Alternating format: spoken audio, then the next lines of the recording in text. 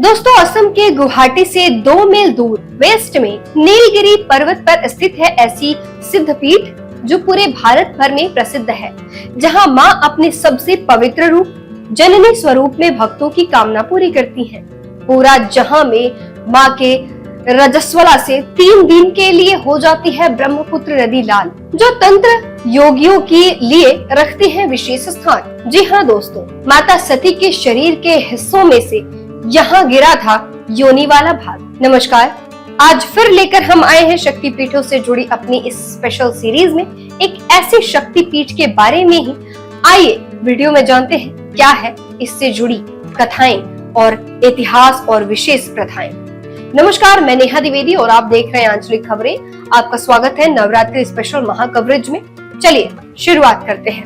दोस्तों, नीलगिरी के ऊंचे पर्वतों में स्थित इस सिद्धपीठ का उल्लेख कालिका पुराण में भी मिलता है। यह भारत के सबसे पुराने सिद्धपीठों में से एक माना जाता है। इस मंदिर में तांत्रिक अपनी सिद्धियों को सिद्ध करने आते हैं। जी हाँ, हम बात कर रहे हैं असम की शक्तिपीठ माँ कामाख्या देवी की। आपने नाम तो सुना ही होगा। आइए जानते हैं शक्तिपीठ से जुड़ी मान्यता के बारे में, जो कि बहुचर्चित है। दोस्तों, बहुत समय पहले जब माता सती के पिता दक्ष ने भगवान शिव का अपमान किया, तो सती माँ बहुत दुखी होकर क्रोधित हुई और अपने आप को पिता के यज्ञ में ही हवन कुंड की अग्नि में कूदकर अपने आप को भस्मीभूत कर लिया। यह देख भगवान शिव बहुत दुखी हुए और क्रोधित भी हुए।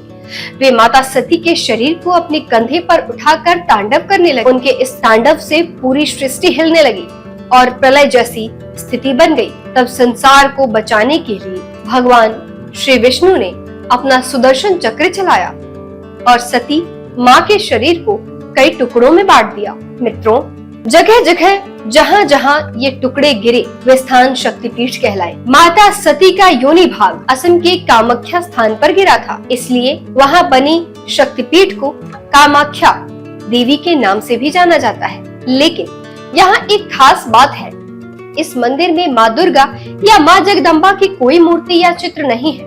भक्त लोग यहाँ एक विशेष कुंड की पूजा करते हैं। कहा जाता है कि ये वही स्थान है जहाँ माता सती का योनि वाला भाग गिरा था, इसलिए इस कुंड को बहुत पवित्र माना जाता है। मंदिर में आने वाले श्रद्धालु फूल चढ़ाकर इसी कुंड की पूजा करते हैं। कुंड को हमेशा फूलों से ढककर रखा जाता है कि इस कुंड से हमेशा हल्का सा पानी रिसता रहता है। यही कारण है कि इसे ढक कर रखा जाता है और भक्त बड़े बड़े श्रद्धा भाव से इनकी पूजा करते हैं। कामाख्या मंदिर से जुड़ी एक अद्भुत मान्यता है। मित्रों, आपने सुनी भी होगी, लेकिन हम आपको बताते हैं। कहा जाता है कि साल में एक बार ब्रह्मपुत्र नदी का पानी 3 दिनों के लिए लाल हो जाता है।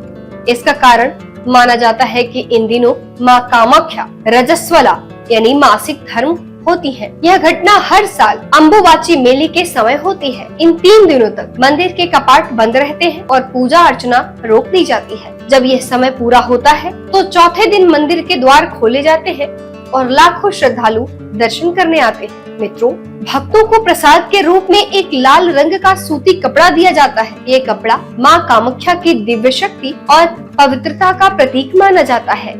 ये इस वक्त की सबसे बड़ी कहानी है। अम्बुबाची पर्व को माँ कामाख्या से जुड़ा सबसे बड़ा उत्सव माना जाता है। जैसे उत्तर भारत में कुंभ महापर्व का बहुत महत्व है, वैसे ही असम में अम्बुबाची पर्व का बहुत महत्व है। कहा जाता है कि इन दिनों माँ भगवती रजस्वला मतलब मासिक धर्म में होती हैं और ये भी कहा जाता है कि मंदिर के गर्भगृह में स्थित पवित्र योनि तीर्थ से 3 दिनों तक जल की जगह लाल रंग का द्रव निकलता है। यही इस पर्व का रहस्यमय और अद्भुत पक्ष है। कामाख्या तंत्र के श्लोक में इसका उल्लेख मिलता है। योनि मात्र शरीराय कुंजवासिनी कामदा रजस्वला महातेजा कामाक्षी ध्येयताम सदा। इन 3 दिनों के दौरान मंदिर के गर्भगृह के कपाट अपने आप बंद हो जाते हैं और देवी के दर्शन व पूजा पूरी तरह रोक दी जाती है। इससे पहले गर्भगृह की पवित्र चट्टान महामुद्रा पर सफेद वस्त्र चढ़ाया जाता है। 3 दिनों के बाद वही वस्त्र लाल रंग का हो जाता है। यही वस्त्र बाद में प्रसाद के रूप में भक्तों को दे दिया जाता है। इस पर्व की खासियत यह भी है कि इन दिनों देश विदेश से असंख्य तांत्रिक, अघोरी और साधक यहाँ आते हैं।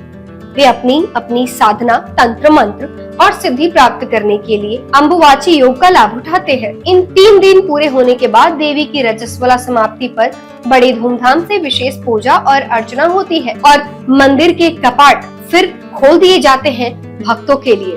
चलिए अब बात करते हैं मंदिर की विशेष बनावट की, जो अन्य शक्तिपीठों से अलग है। मंदिर का शिखर यानी कि ऊपरी भाग पंचरथ योजना पर बना है। यह तेजपुर के सूर्य मंदिर की तरह एक चबूतरे पर खड़ा है। इस शिखर में खजुराहो और मध्य भारत की कला जैसी झलक दिखाई देती है। यहाँ धंसे हुए पैनल और दीवारों पर स्तंभ एक दूसरे के ऊपर बने हैं। इन पैनलों पर भगवान गणेश और अन्य देवी देवताओं की सुंदर मूर्तियां भी उकेरी गई हैं। मंदिर का निचला हिस्सा पत्थर का बना है, लेकिन ऊपर का शिखर ईंटों से बना हुआ है, जो कामरूप क्षेत्र के मंदिरों की खास पहचानी मानी जाती है। शिखर के चारों ओर बंगाल शैली के छोटे छोटे मीनार जैसे अंग शिखर भी बने हुए हैं। अब बात आती है मंदिर के गर्भगृह यानी भीतर का सबसे पवित्र हिस्सा। ये गर्भगृह ऊपर नहीं बल्कि जमीन से नीचे है। इसे एक सकरी और खड़ी पत्थर की सीढ़ियों से पहुंचा जा सकता है। अंदर बहुत अंधेरा और छोटा सा स्थान है। सबसे खास बात ये है यहाँ देवी की कोई मूर्ति या प्रतिमा नहीं।